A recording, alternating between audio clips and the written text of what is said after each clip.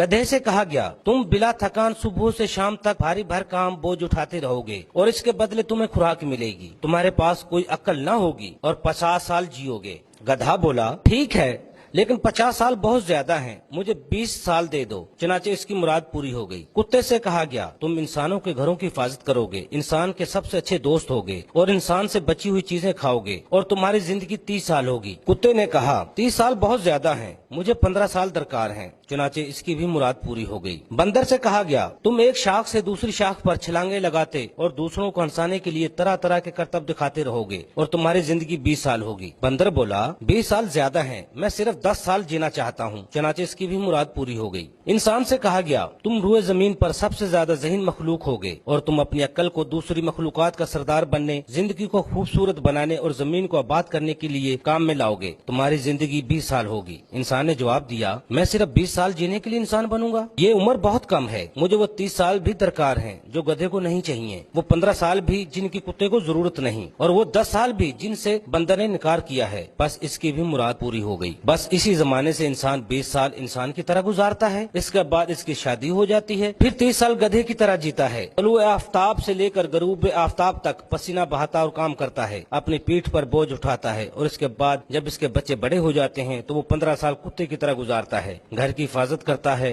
दरवाजे, खिड़कियां और बिजली के बल्ब वगैरह बंद करता रहता है और बच्चों का बचा हुआ खाना भी खाता रहता है। इसके बाद जब वो बूढ़ा और रिटायर हो जाता है तो 10 साल बंदर की तरह गुजारता है, एक घर से दूसरे घर और एक बेटे के पास से दूसरे बेटे और एक बेटी के पास से दूसरी बेटी के यहाँ जाता रहता है और अपने पोते पोतियों को हंसाने के लिए अजीब व गरीब करतब दिखाता और कहानियां सुनाता रहता है। Afzal Ayubi, DMH news, Lahore.